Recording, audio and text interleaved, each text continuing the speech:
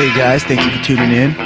Welcome to another episode of the EMPI Insider with your host, Corey Ryder.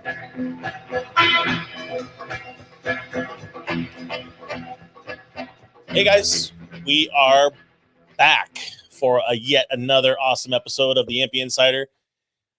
My dude Eddie Express on the boards today. I'm going to let everybody know we went a little live earlier on the social media, Instagram, kind of gave a little teaser and whatnot to ensure you guys, while you're checking this out, make sure you guys migrate over to our Facebook and YouTube channels. It seems to be working the best there for everybody. Obviously, with the Instagram and whatnot, the capabilities to do live streams and the APIs don't talk. So we're going to continue to push this. But, man, we're super excited today. NASCAR driver Daniel Suarez will be joining us today. Also, for many of you guys, he's a huge VW fan. So packed with that. We're going to do a big recap and maybe a little breaking news later on today. So, sit back, relax, enjoy the show. We're going to have a great time. Another episode of the EMPI Insider. I'm going to go without further ado, Eddie. I'm going to go ahead and bring in Daniel Suarez. Bring him in. I know he's been busy preparing for the races. And Daniel, thank you, first of all, so much for joining us today, man. Super excited about this. Thank you, Corey. Thank you for having me. Really, we've been talking about it for several weeks, and happy that we were able to finally make it happen. Excellent. Yeah. So I know that you've got a huge, following and whatnot, even south of the border. We are super blessed. Eddie Express is fluent and bilingual too. So we're going to field a lot of questions. So we're going to do our best to have some fun today with Spanish speaking stuff. And we know our Brazilian people are definitely going to log in, and we'll do our best not to butcher too much along the way. So, how was it? I guess I'm going to jump right into it. How was it being back finally, I'm sure, behind the wheel? It was good. It's been good to be finally back. Obviously, this is pretty much what I've been talking about a lot in the last couple of weeks about how it's been the routine so much different the last 8 weeks. Obviously, we have had a lot of stuff going on in the entire world, and the most important thing is safety for everyone. And I feel like NASCAR has done an amazing job trying to keep the safety first, and at the same time trying to keep the interaction with the fans. That's extremely important. So it was a great first race to be back. We had an amazing ratings on TV, and the first major sport to be back. So very, very proud to be a small part of that. We're racing again actually tomorrow night. Hopefully, it's extremely difficult to try to get work this in, and I know you're probably just exhausted preparing and getting out of the car just less than 48 hours ago, and then preparing to jump back in the car tomorrow. It's gonna be a lot on your plate. Your schedule, you're saying, is just insane. Two races per week for the next multiple weeks. Yeah, so obviously, as NASCAR is one of those sports that we have so many races in the year, and we're non-stop. We race almost every weekend from February to November, and right now it's not just that. We have actually double races per week. So we have a lot of going on, but obviously, I'm very proud to have a great team behind me, and good sponsors, and a lot of good people to make this happen. So are you doing like extra conditioning for this type of stuff, or just trying to really prepare? How do you prepare your body for this right now?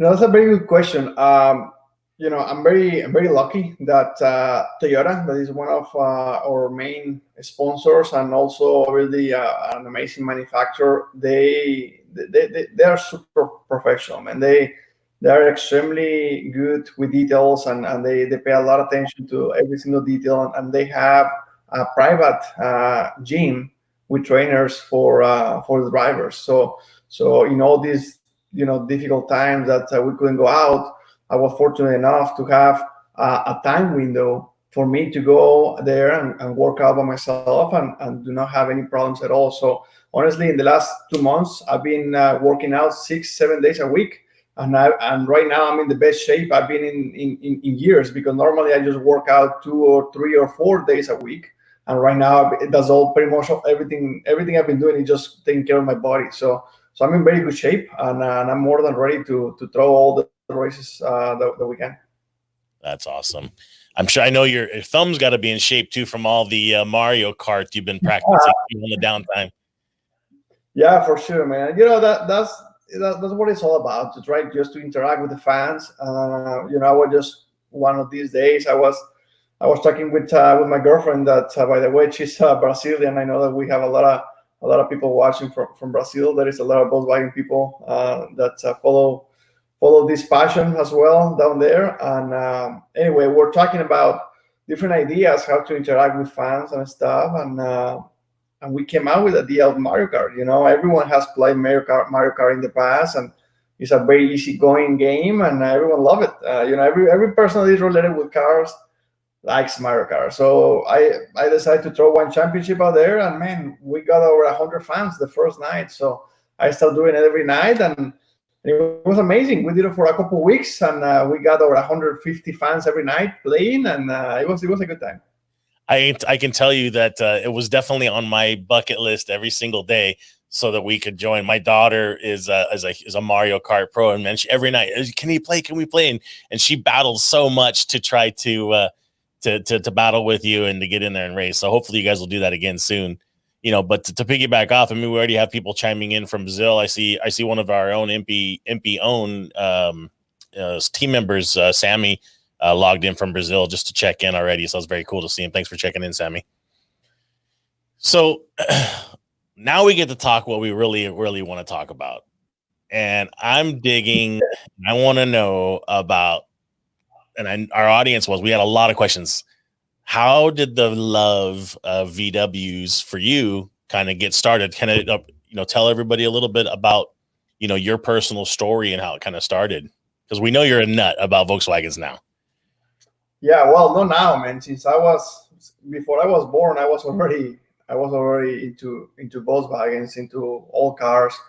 You know, my father, Daniel Suarez, obviously, my dad has been the guy that pretty much got me into this, because since I can remember, I was a few years old, and I was already going to a shop every Saturday just to get dirty and to play with tools and to play with my dad. And since back then, my dad has had a restoration shop. That's pretty much what he's well known in Mexico. My entire family is in Mexico. I was born and raised in Monterrey, Mexico. And when my dad had a shop, he started having so much exposure and so much work that then he started. Actually, he was the first dealer of EMPI in Mexico. And from there, more parts and stuff, and he just started growing like crazy. And myself, I obviously started growing as well, and I just grew up working on cars. I didn't grow up in racing. I grew up working on cars. That's why, Beetles, Bosses, Karmann GS, Type 3s, all these kind of cars, they're my personality because I grew up with them. I mean, my first Beetle, I had it when I was 9 years old. And awesome. When I was 13, 12 years old, I had my first Beetle that I built my own engine. It was a 2-liter, I remember, with a single 44 carburetor in the center, and I was racing everywhere. I was just getting in trouble, and kind of like that was the way I grew up. So it's been part of my background for a very long time, along with my dad. That is so awesome. And your dad, I see Leo, one of our salesmen, even logged in too. Leonard Castro's logged in and shedding, saying hello to you as well. And it's an interesting story for some of our watchers and listeners to the show. Leonard's been with us 20 something years. Leonard, you correct me if I'm wrong, 26 years or 27 years, something along those lines. And I believe Leonard was, your dad's sales rep when that business first opened 27 years ago, approximately. And it's really cool to see how long in the progression. I mean, I got a blast out of just listening to some of the stories of Leonard telling us kind of, that your dad would share with the progression that you started in go-karts, and you kind of worked your way up, and then, you really made it, and you made it in NASCAR Mexico, and then it just continue blossoming. So super awesome to hear those kind of stories. And I mean, it's just so neat to still have Leonard as part of the team that's still, taking care of the account. Yeah, for sure, man. Leonardo Castro, he's a great friend, and you know, uh, Leonardo and my dad, they go way back, and Leonardo, he knows a lot of things, that how a lot of things happen, in my dad's shop, in my dad's store with EMPI. And as you know, racing is very expensive, especially when you don't really know how to do it, and when you don't really know the sponsors, and you don't have the contacts and stuff like that. And my dad, he had a restoration shop, and he sells parts for all cars. Like, he doesn't come from money, so he had to make a lot of sacrifices to pull me into racing. And one of those big sacrifices, and Leonardo is very, very well known. He is very, very well aware of this, because he was part of the process. Is that my dad was here in the top in Mexico. He was the best guy in the restoration shop, the best guy selling EMPI, and the best guy doing everything. And I can't remember exactly how many years ago. It would be close to 10 years ago. My dad had to sell the shop and the store to support my career, and that was pretty much when the relationship with Leonardo and the whole EMPI situation went down a little bit, because he had to kind of like away. But the part was to actually be successful in racing, and after a handful of years, being able to invest with my dad and put the shop back together, and become again an MP dealer, and do a lot of cool stuff in Mexico. So that's something very, very cool with Leonardo, my dad, and the whole Volkswagen MP family. I mean, that's just another great example, man. And I just love to hear these kind of stories, and I'm sure our listeners do as well, just to show that it's so impactful for many people around the globe. I mean, and I'm sure there's many more stories, like this, and it's great to be able to have an outlet and an avenue for you to tell your story about your father, and then what he's done for you to make the sacrifices, but how our worlds become woven together through the little car that we all love so much, that little Volkswagen, car. It's amazing. So it's so awesome. Yeah, it's definitely very, very cool, man. I can tell you how many times I've been in this situation. I'm already, as being in the NASCAR world, I've been many times in contact with fans, and I can tell you how many times different fans they have come to me saying, "Hey, Daniel, why Beatles? Why bosses? I mean, actually, why you don't like more exotic cars, like something more different, and maybe just different? Like, why bosses? Why Beatles?" And the simple question is, this is the car that, first of all, remind me where I came from. This is the car that makes me happy, and this is the car that show my personality. So these three things that for me are the most important. I think it's a testament, Daniel. I mean, we haven't known each other for a very long time, but just the times that we've spent together, here at EMPI, at the track, and multiple conversations, your humbleness, and your engagement is just, I think it speaks volume, just as your personality. You never forgot where you came from, and even through all your success that you've had thus far, and hopefully continuing on to be multiple time champion, but you're still very, very humble, and that I commend you on. And I think it's a very awesome trait, just to watch how you interact with your fans, but to see that you are truly passionate about the car itself. You share it on your Instagram. You get excited to drive the Bug, and exchanging a few text messages with me back and forth about the wheels, all the cleaned up, and everything else. You could tell you just love this stuff, man, and it's awesome to. It's infectious, really. It is. Yeah, it's just a passion, and I use my hobby, that is these BWs and bosses, bills, and all this kind of stuff. I use this as the way to do something different than racing. I love racing. That's where I get my adrenaline, and that's the only way that I can drive my heart to the top, right? But the old cars, the vintage air-cooled stuff, that's the way for me to relax. and to feel peaceful, and to have fun. I love doing that, working engines. And last week I spent hours just changing and trying different jettings in the carburetor. Actually, I was texting back and forth with JC. He was helping me with doing some advice there. So stuff like that. That is always fun to do yourself. I feel like I take a lot of I take a big proud when I say that I build my cars, that I build the engine, I build the suspension, I build this, I build that. That for me is special than just just buy it from someone. Yeah, That's I mean cool. Eddie, that's got to touch on you too. Oh, yeah. So to be able to do that and to share the passion. You're definitely getting dirt under the fingernails. It wasn't that you've made all this NASCAR riches and you kind of having somebody build the car for you. It's like, no, I watched your cross country trek to pick up your newest project. That was really cool. You and Julia driving across. So yeah, she was crazy actually to go with me on that one. I don't even know. I still trying to figure out how she accepted to go with me, but yeah, it was a lot of fun.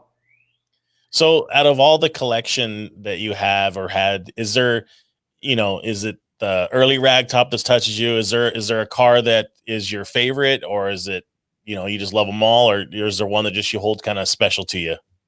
Listen, I really love them all because all of them are different and special because for many different reasons. But I was very fortunate to when I was before I was born, my dad and my mom went to they drove from Mexico to Texas to visit one of my mom's sisters. And my dad, in that trip, he saw a 1962 15-window bus. So he bought it. And the next trip, he drove it from the US to Mexico. And at that time, he was already married with my mom, but my mom was pregnant with myself. I wasn't even born yet. So I actually was part of that ride on my mom's belly from Texas to Mexico.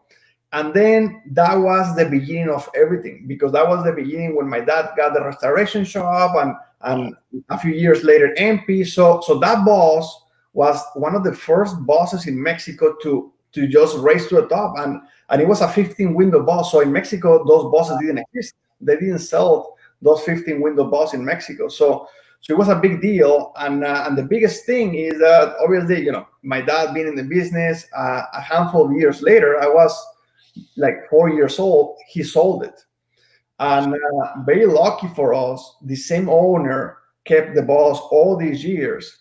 And probably like 5 years ago, I started reaching out to the owner to see if he wanted to sell it. And he didn't want to sell it. And I was, every 6 months, man, I was giving him a call. And eventually, a couple of years ago, he called me. He said that he was ready to give it to me back. And I got it back. So that boss, I have pictures of that boss when I was a baby. And that boss is definitely, it's on the top of the list. I have a few cars on top of the list, but that boss is very special. Wow. Awesome. I mean, that had to be an emotional time to just be able to buy that back. I mean, was your dad present to be able to see that or to go with you when you bought it or anything else? Did you kind of as a surprise or anything? No, I wish it was a surprise. But when the guy called me, I mean, obviously I don't live in Mexico. So I was in the US and the guy called me. So I started making the deal with the guy. We started going back and forward. And the guy said, Daniel, you are the one that has to keep this boss. Many people have been asking me for this boss, but this boss actually belongs to you and your dad. So you have to get it back. So when I eventually made the deal, my dad knew I was talking back and forward. And I said to my dad, hey, dad, it's done.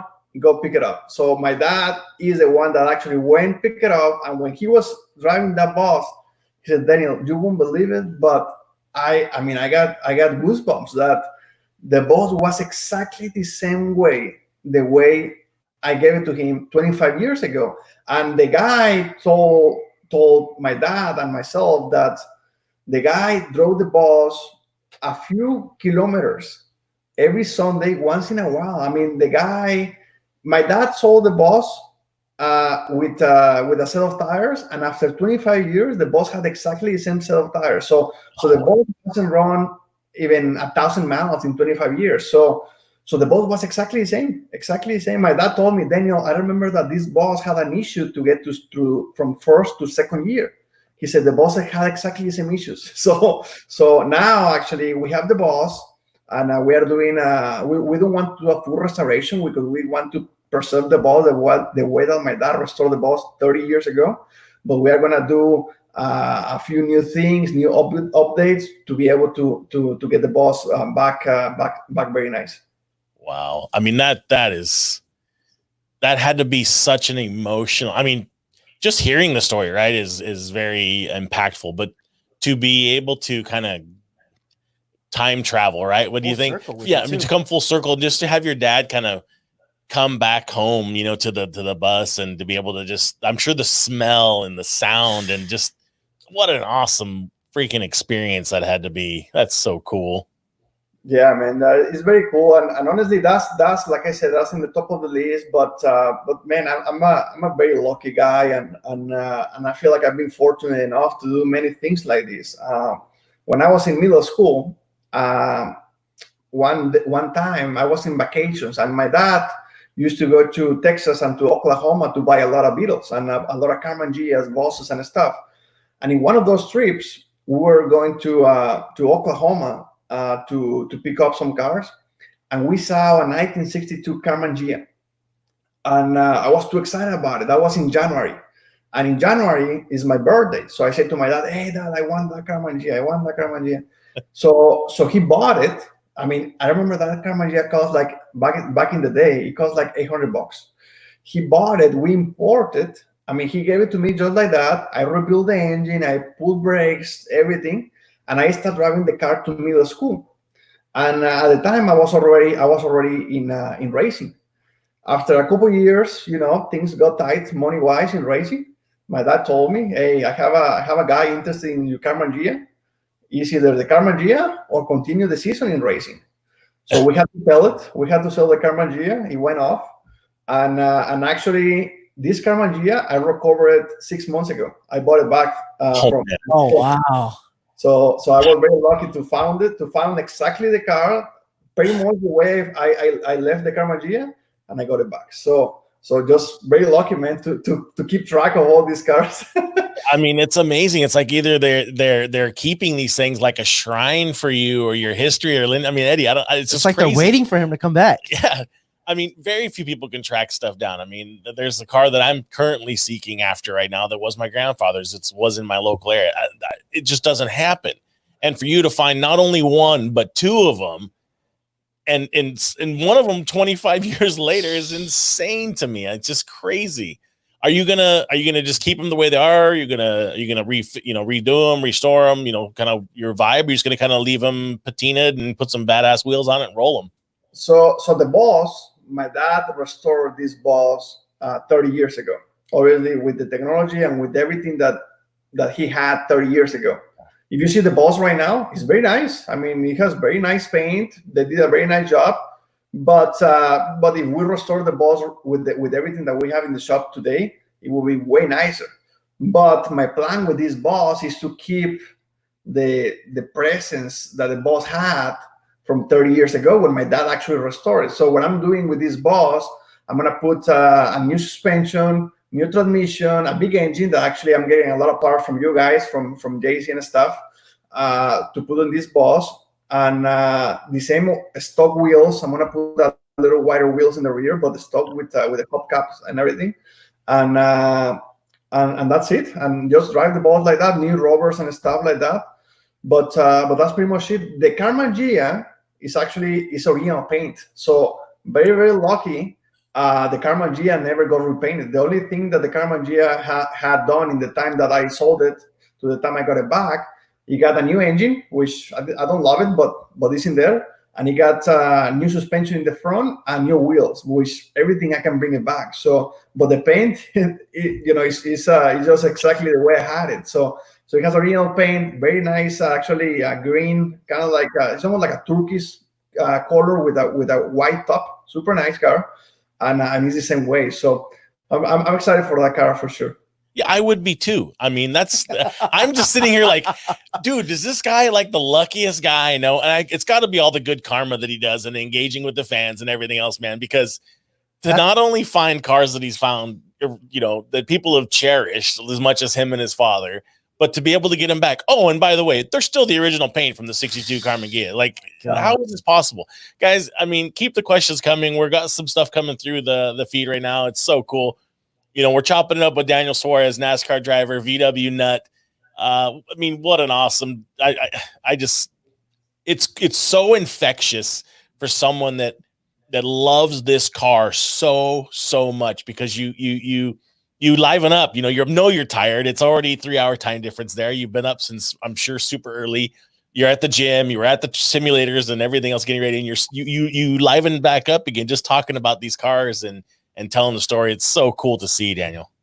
Yeah, I mean, it's very cool. And actually, I have another story that is very cool. So I have a very close friend of mine in Mexico that he has a big collection of cars. He loves VWs, and he has restored many cars with my dad. When I was already making it into NASCAR, I had into NASCAR Mexico, I had a 1957 oval window Beetle with sunroof. And it was with old paint. It was nice patina, but it was repainted many years ago. But I had it like patina style. Anyway, we had a sponsor to do 2 races at the time, and the races were coming up like in 2 weeks. But the sponsor gave us a check like for 3 weeks, so we needed the money like right now. So that friend, he offered. He said, "Hey, I mean, do you want to sell that car?" and I sold him my 57 oval, and that was like 15 years ago. He kept the car the entire time, and when my dad and I we put the shop back together, he came to me and he said, "Hey, Daniel, I still have your car." He said, "I'm going to make a deal with you." He said, "I won't sell it to you because for me it has a lot of value that the car was yours, and that I bought the car from you to help in your career. But I want to restore the car with your dad, but I want you to restore it like the way that you were going to do it. Like, I want you to do the car. I'm going to pay for it, but I want you to do the car." So we did the car kind of like together. It's a red Coral car, super nice. We put the old school Spring Stars 15 inches originals. The engine is slammed the car a little bit. Original, super nice cloth interior.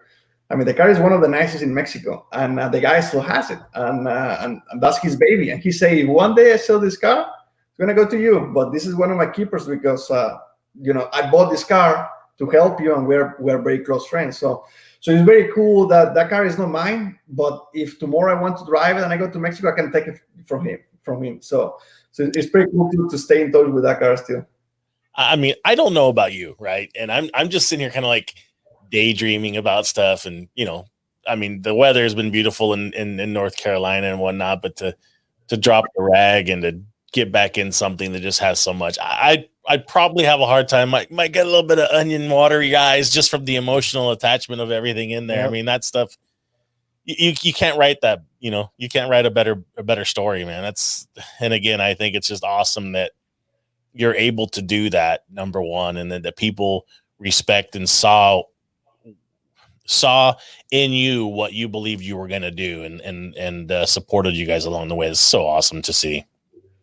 Yeah, man, it's fun. It's definitely fun. I'm very fortunate to do what I love to do every weekend, and to have fun with all cars, and to have great people around me, and to have good friends here in the East Coast. We all know that there is a lot of crazy people with air cool stuff in the West Coast, but here in the East Coast, I have some good friends that have been helping me to keep my cars very nice.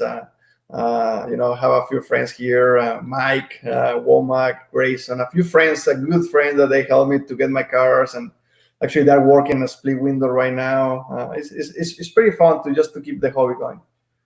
That's so cool. And but I did offer, so next time I come out, I did offer to make sure the batteries stay charged and that they go through all the gears and the brakes are, sound for you. So no charge on those. I'll give it a free driving road test inspection. For sure. So I know that, we want to make sure that we reach out across the borders and everything else. So we've got our Brazil friends checking in, and I'm going to let Eddie do a few things on the feed and whatnot, just to make sure that we getting the questions answered in both languages, because you've got a lot of supporters and fans. So it really does. So, hola Daniel. Hola, ¿cómo estás? Muy bien, bien. Una pregunta que sé que todos quieren saber: de todos tus carros, ¿cuál es tu favorito? Pues mira, como lo platicaba ahorita con Cory, la combi, esa 15 ventanas que la cual le estaba platicando, es una de mis favoritas. Definitivamente uno de mis carros favoritos. Fíjate que cuando yo me mudé a los Estados Unidos en el 2011, sí. Yo manejé, el único carro que tenía en ese entonces era un 1994, un bochito. Y lo preparé, le arreglé el motor, transmisión y todo, y lo manejé desde México hasta Carolina del Norte. Y no solamente manejé esa distancia, sino también el carro fue mi daily drive por 3 años aquí en Charlotte, y lo traía para arriba y para abajo, le puse muchos kilómetros. Y ese carro siento que ha estado conmigo en las buenas y en las malas y en todos momentos. En ese entonces ni siquiera tenía un garage, o sea, el carro dormía en la calle. Y ese carro es uno de mis favoritos por el simple hecho que estuvo conmigo en toda esa transición y en todos esos momentos. Ok. Y lo que estoy mirando que no cambia es que los bochitos es un carro favorito en México. Cada vez que voy siempre hay muchos bochos. ¿Por qué crees que es? Fíjate que yo creo que el bochito es el carro de la gente. Yo creo que es uno de los pocos carros que nacieron para ser un carro utilitario. Sí. Nacieron en los 40, obviamente, para ser un carro de guerra, y luego se convirtió en un carro barato utilitario, al igual que la combi. Sí. Y el día de hoy, un bocho no es un carro barato. Ya se empiezan a incrementar de precio. Una combi, pues ni se diga. Entonces, es muy padre poder conectarse con todo este tipo de carros, porque todo el mundo tuvo un bocho en algún momento, una combi. Entonces, lo que yo le digo es el carro de la gente. Sí, todos tienen una historia con ese carrito. Sí, definitivo. Queremos mandar muchos saludos a tus fans de Brasil y de México, Puerto Rico, Dominican Republic. Están muy orgullosos de ti. Muchas gracias, muchas gracias. Yo creo que todos los fans de Brasil son también parte de Julia, de mi novia. Ella obviamente es de allá, pero muchas gracias a todos. Mucho obrigado para todos. Otra vez. Yeah. He does have to definitely tell him the story about our surprising people, how good Julia is on the track as well. I know a lot of the story you told about some of the team and testing with the go-karts and having some fun, that she can drive. Oh yeah, Julia can drive. She can drive me, and she can drive cars too. It's pretty good. A lot of people from Brazil maybe will know, Julia and her family, and they're racing family. So she was born with that, and we have had a few opportunities to go karting with my team just for fun, with my mechanics and stuff. And the last time we did it, I invited her to go, and it's pretty cool to see when somebody is natural.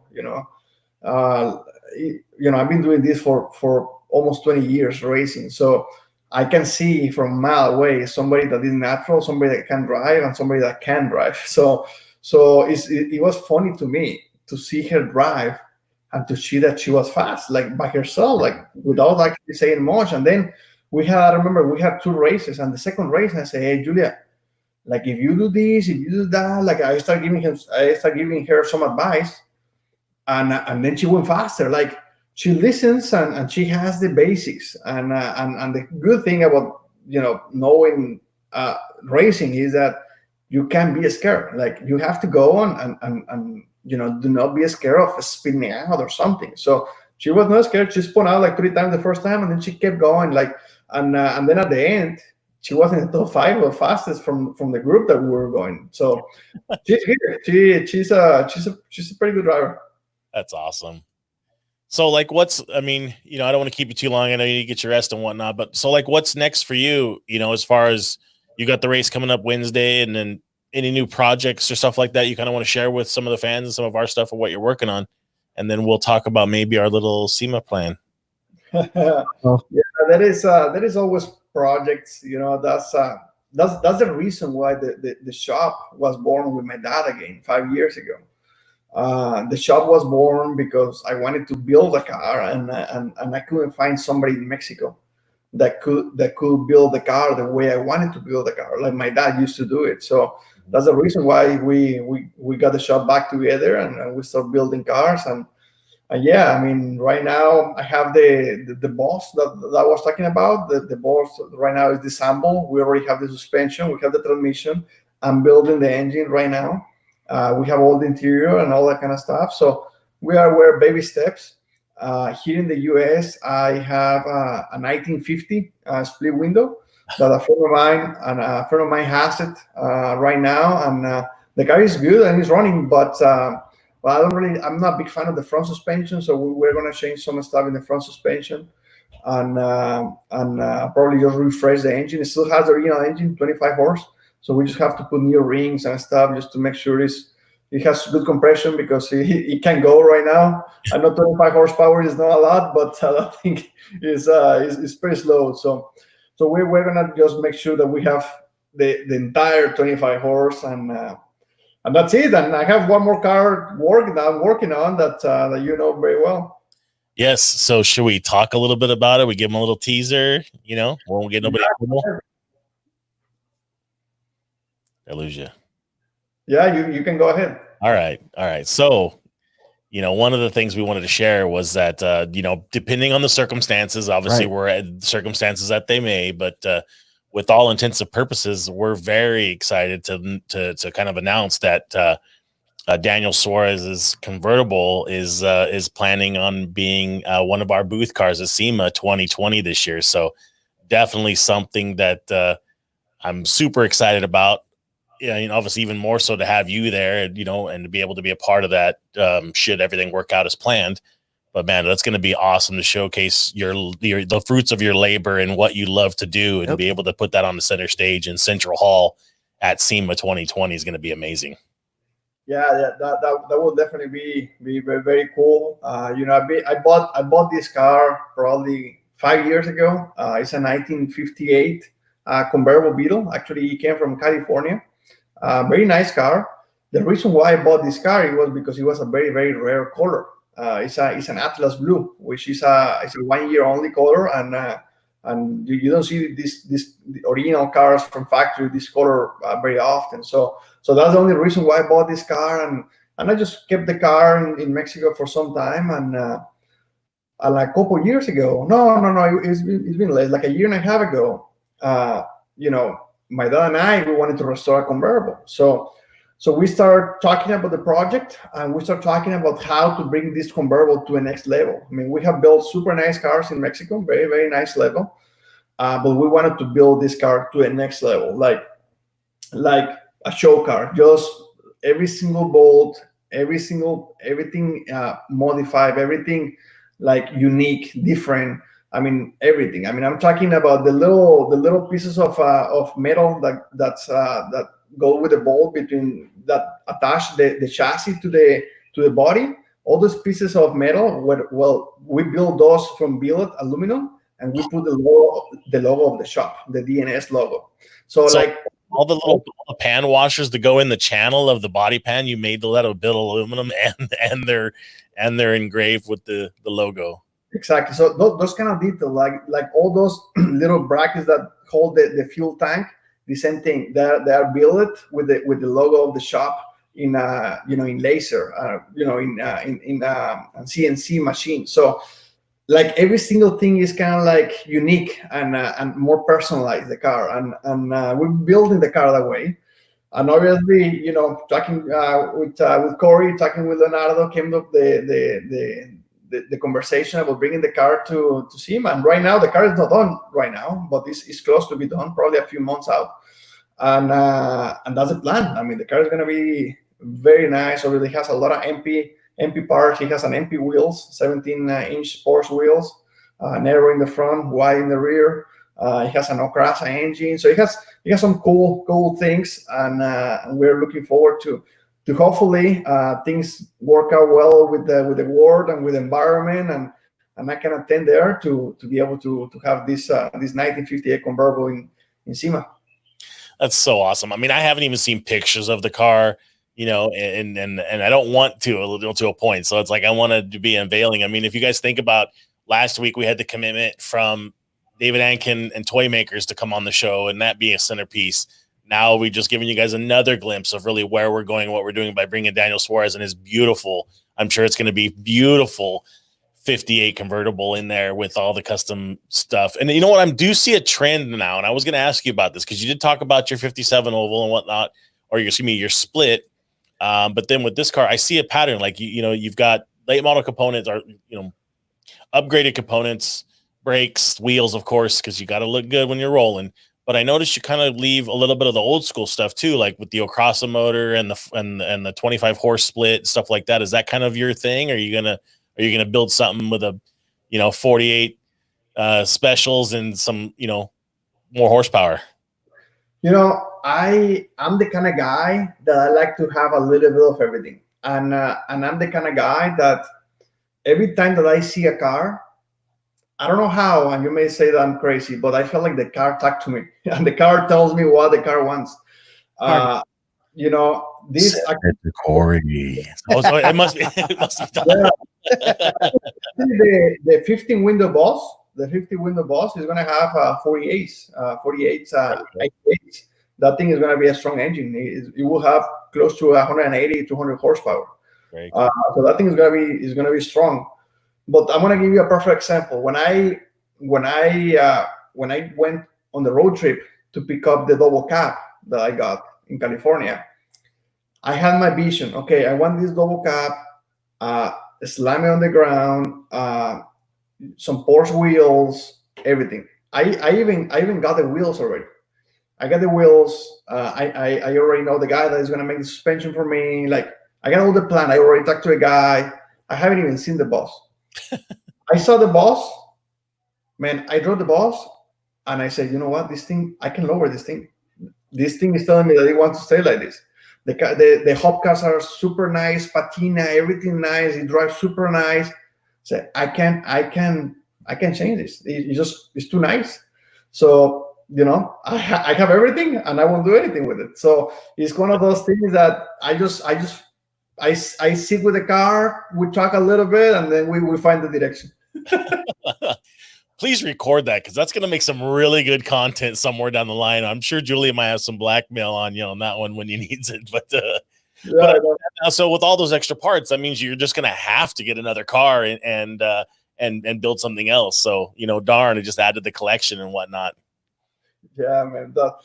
Well, trust me, cars are not a problem. Between my dad and I, we have a few here and there. So there is always projects here and projects there, and it's a lot of fun. I'm very, very fortunate to have fun with these old cars and in racing, and with my father and with you guys, with a lot of people involved in the air cool world. So it's definitely a lot of fun.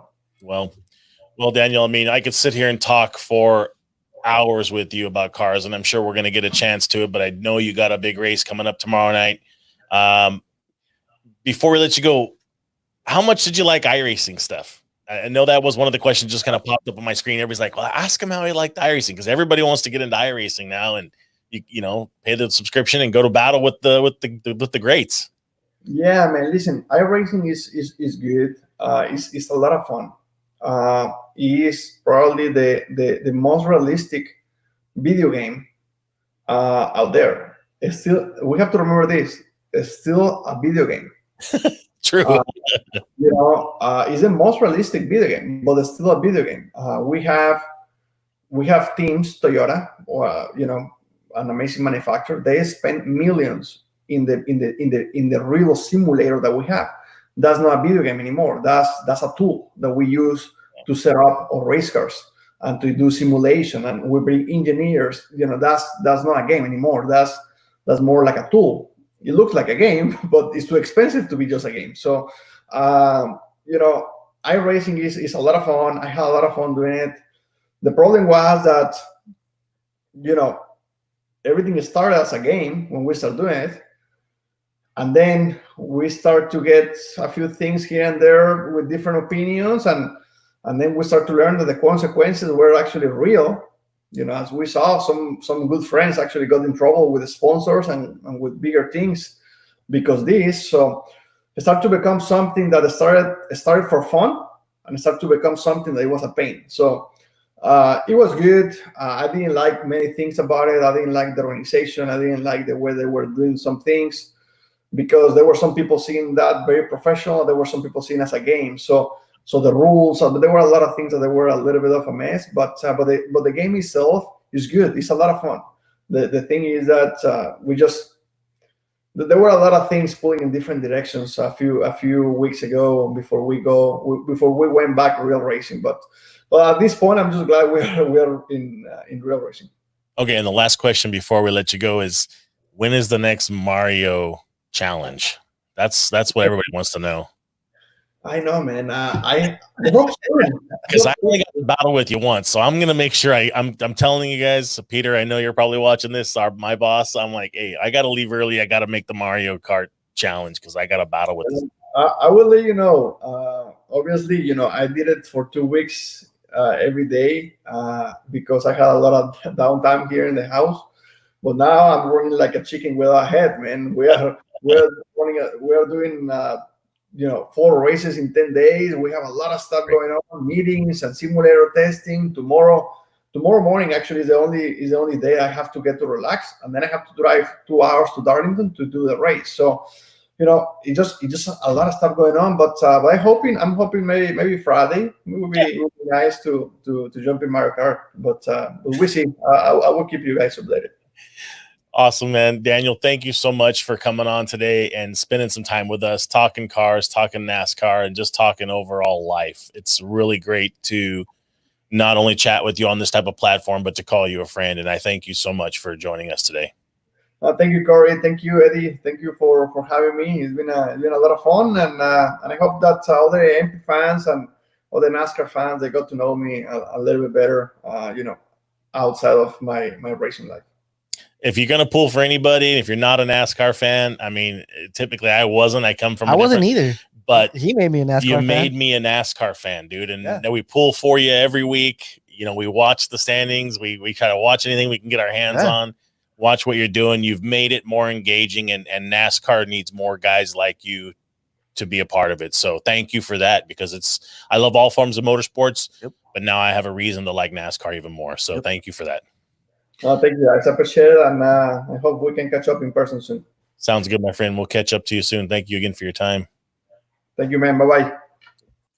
So, dude, how awesome was that? I mean, man. Dude, I'm like blown away. Like, I could sit there and talk cars with this dude for not only that, but just the family ties. It just made me think about all the stuff I did with my dad. Like just working on stuff. I don't know. It's just such a humble beginning.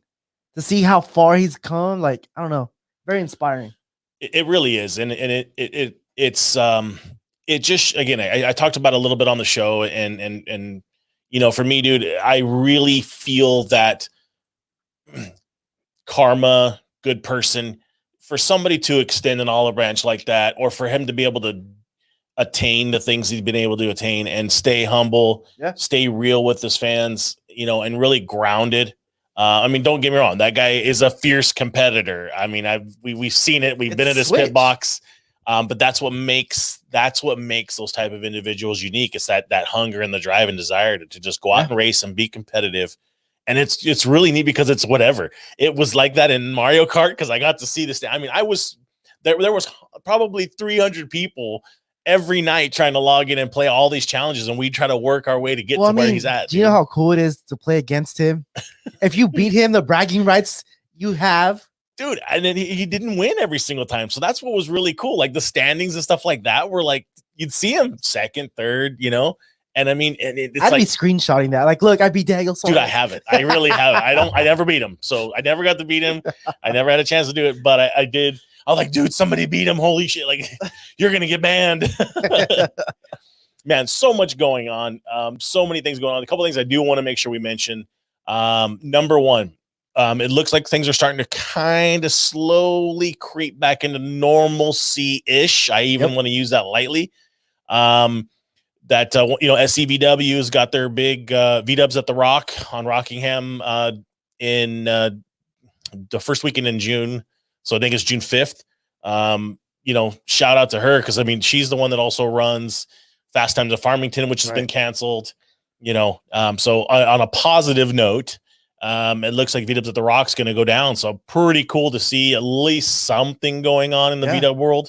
We did have like the kind of the roller coaster of stuff this week where, God, and it bothers me to even talk about it, but the Prado show went from an awesome Sunday. We're going to talk about it. We got approved. We're going to do this. We're going to do that. And like bitching. I was super stoked because I know what it means for them to, and what comes out of that. Right. So, for some people don't know, I mean, that Prado show, Black Star Campout, the Ford brothers, those guys fund all that money to the Ronald McDonald House to pay for a room for the families. I mean, I was super upbeat about it. I was excited. And then to have kind of the carpet pulled out from underneath us on that one recently too. So now Prado being canceled. So it's like, I'm just trying to look for all these little positive things that's why we do the show, right? Is to kind of talk to you guys out there, share what information we have to say, look, man, at least if anything, it's an hour escape of your week, to sit here and to talk about the car, the V-dubs, talk cars. Yeah.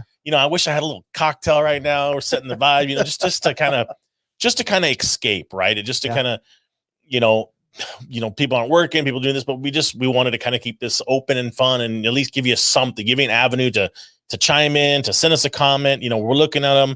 William, thanks for checking in. Leonard, all those guys, thanks for so much for checking in. I mean, it's really cool to see, but it's like, God dang it, man, we can't seem to catch a break, right? So it was really cool to see Andy Kimball and the guys over there that Bug In to share a little bit of posts and updates about some of the stuff going down. It looks like the postponed race that was going to happen in June really won't go down yet. So we're optimistic that it'll happen in the future. With the drag day still being scheduled for October 25th. So that's at least something to look forward to. But guys, I mean, there's all kinds of stuff going down. Let's just stay positive, be good vibes. One of the things you see we shared on EMPI Inc.'s Instagram page was show us what you're really working on. We showed a little project car that Henry's working on, and we want to see what you guys are working on. We want you guys to share us, tag us, showcase. Maybe you bought something and we've seen it and we love it. Keep it up. I mean, many of us, we give you a thumbs up, we give you a heart on it, just because there's so many we got to get through at times. It's like, hey, but we're digging it. We love to see these projects and whatnot. So, well, it's just like seeing those hashtags and seeing those pictures come up. It's just, we work here, but seeing people out in the real world so proud of their cars. I mean, it makes work not feel like work, if that makes any sense. Absolutely. Yes. I don't know. I appreciate seeing that kind of stuff. It's cool, man. I mean, what's really neat too is you got it's growing here, right? It's the culture that we're changing, and it's the things that we're doing different to break out of the stigma that we have sometimes with an organization, but that we're sharing the group, we're sharing the things we're doing. Our sales team. I mean, Adrian's knocking on the door. Make sure we talk about so and so, and we're sharing the streams on multiple different platforms, and it's awesome, guys. We freaking feed off of this stuff. We love it, and it's great content for us to share with you. There's so many interesting things that we do here, and this is just an avenue, one small snippet that we can do during these times until we can kind of get back to speed that we're working on it. So it's really freaking awesome, man. So how are we going to interview our next guest if he is the guest, considering you got a race coming up, don't you? Oh man, I'm putting you on the spot. You are. Yeah, you are. Thank you. Appreciate it. So yes, the race as of right now, I mean, it is going down. So yeah, I'm racing the Caliente 250 next weekend. The Snore race. We're going to go out and battle and bash with with Wilkie and the 11 brothers. And I want to take a moment and talk about that. So, it's something completely new for me. I grew up riding dirt bikes and I've raced motocross outside stuff, not like supercross or anything like that, but, play ride, free road. Yep. And I love it. I mean, I love competition. I love being on a bike and stuff like that. But I love drag racing, but this is a whole new realm. And like to watch what was going on with those guys and to see what was happening, it was infectious. And I use the word seem like regularly, right? And I blame Wilkie and the 11 brothers completely for this project.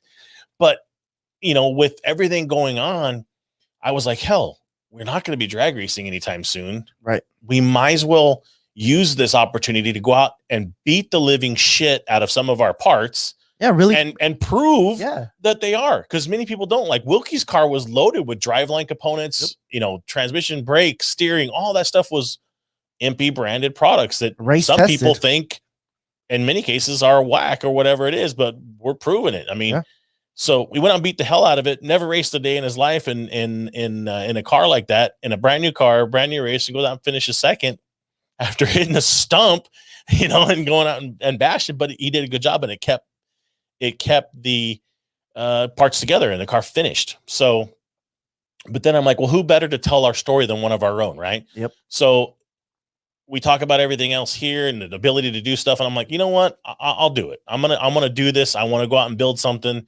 I mean, a big shout out. I cannot thank those dudes enough. The 11 Brothers gang, Timmy, Rich, old man Dennis, you guys hit it out of the park. Some of the stuff you guys seeing out there, my little white and blue hot rod, the class that 11. Thing is cool, man. I really like it.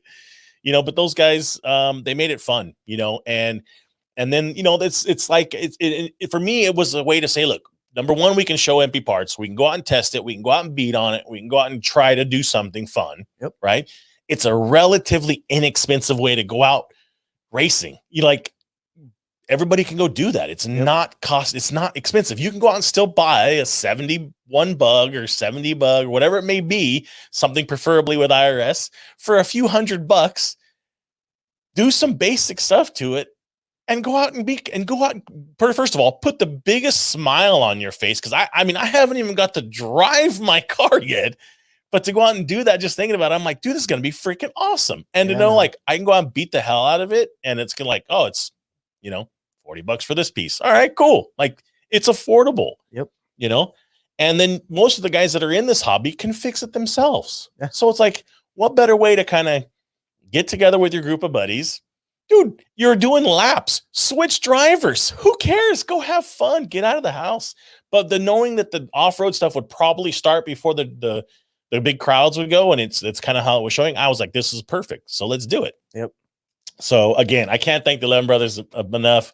I jokingly say I blame Wilkie for just my drive to go out and want to beat him. I can't help it. I told him we're going to nerf him in bar, but if you guys have watched some of the YouTube channels and stuff like that, check out Shreddy Life on YouTube.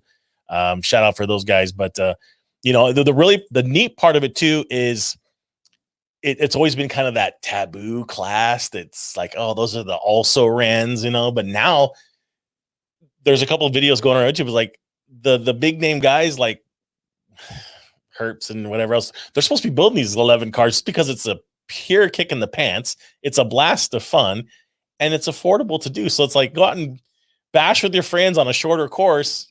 It's dope. Yeah. But with that being said, it's really cool because a lot of companies have stepped up. Right. So with that being said, I do want to make sure I mention a couple of companies. Pyrotech for keeping me safe, first of all, for stepping up to the plate and, really helping us out with the safety equipment. Awesome stuff. Super cool guys. I encourage you to call them out. They, and they're not paying me for this. I still paid for some of the equipment, but it's cool to see that they do make affordable, but premium quality stuff. Definitely. I blame 11 brothers totally about that stuff. It's just been really cool, but one of the guys that's really just said, man, I'm with what you guys are doing. I like it. He's also a huge VW nut is the guys up at Rugged and Greg. I mean, Rugged Radio's really stepped to the plate. I can't thank you guys enough for everything you guys sent us to get this car ready to go. And it's so dope to have this car fully outfitted. set up and ready to rock and roll. And then one dude to save the melon on top of my head, but my neck restraints is next gen. Those guys down there stepped up with the nice collar and Hans device. So it was really cool to help this out. But man, what a cool show today was. I'm digging it, man. You know, it's just such a positive show. It's like just speaking with Dan, just hearing all that, man.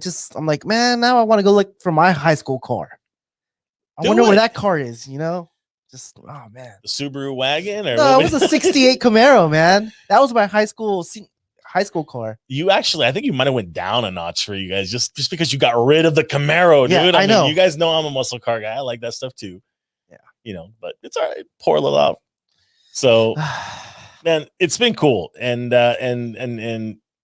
Churko, thanks for chiming in. You know, Bobby, thanks for chiming in. You guys, it's really cool just to see that the engagements now we're you know, we see these things. I mean, we see the stuff that we're getting sent. We see the messages, guys, and it's what drives us to do this. You know, we work a lot of hours. We put a lot of grinding in, and it's fast paced, and it's, you know, this doesn't take away from what has to be done at the end of the work week. So it's very cool to see that stuff. And I thank you guys. I mean, this dude right here, he's been loading up in his new build, and I can't wait to see it. He just had a car come out. I think it was in Hobby Dubs, is gray, like Destroy Your Gray Bug. It's pretty bitchin'. He's added a bunch of jack stuff to it and 48 specials. So very cool. Super cool. Golly, man, where are we at on a bunch of stuff? So we talked about SEMA, we talked about Daniel Suarez, we talked about the cars that are going to be there. We talked about golly, they're just overwhelming. Your race. Oh yeah, that too. That. So we are going to go out and stay tuned on Thursday. We're going to do some testing. So I highly encourage you guys to stay up to date. I can't stress it enough. Please smash that. If you're watching this on the EMPI Inc. Facebook page, but please, I encourage you to go over to Facebook on EMPI Insider, but more importantly on the EMPI YouTube channel, EMPI Insider YouTube channel, and smash that subscribe button. Is really crucial for us to continue this and to get our unique URLs and some really nerdy stuff that we want to do. All on another note, I highly encourage you to put the notifications on, as we will be breaking some very, very, very big news within hopefully 24 to 48 hours. We should post that on YouTube. Let's give them a reason to jump over there. Yeah. Let's do that. We might have to do that. I do challenge you guys to do that. This is going to be probably shock and awe for many people in the industry. And I think it's going to be pretty awesome. And it just shows you yet another step of where we're going as an organization and what we're trying to do to bring you more product, better product, and consistency. So it's been an awesome show, man. I mean, God, the freaking hour just flies by. You never, you don't we'll feel give you guys a minute or two before we sign off. If you have any other questions for myself or for Eddie Express, and you know, in English or Spanish, we can take it on. So, man, it's just really neat to see, and it's really neat to see what we're doing as a group. Also, the new JC website should be launched by Friday night over this weekend, so it'd be really good to check that out. A lot of new photos, new product shots, a lot of detail on that. So, been very cool. With that being said, I think we are going to call it for the day. Big shout out and a thank you again to our guest, Daniel Suarez, NASCAR driver, VW Nut himself. You know, we have some very cool stuff next week. Already have the guest booked. We will have Tom from Cold Hard Art on studio. Super excited to have him. We're going to talk cars. We're going to talk about creations. We're going to talk about that madman behind the welding mask. So you will not want to miss that and some of the stuff he's going to create. Other than that, dude, I'm out. You're good. Eddie Expressed on the switches. Thanks for hanging out with us, guys. Yeah, engineer Jesse there on the equipment, managing all of it. Give him a camera 4 shot of everything, kind of what's going on behind the scenes. Because some people were asking, like, there's so much stuff going on. The cameras, the equipment, the stuff to give you the quality that you guys are wanting. So it's been very, very cool, you know, and to get down with it and everything over here. It's been awesome. So thank you guys so much for making this possible and for tuning in every single week. We're cracking 35,000 views every single month, and I owe it all to you guys. With that, we'll see you next week. Stay tuned for the breaking news coming soon.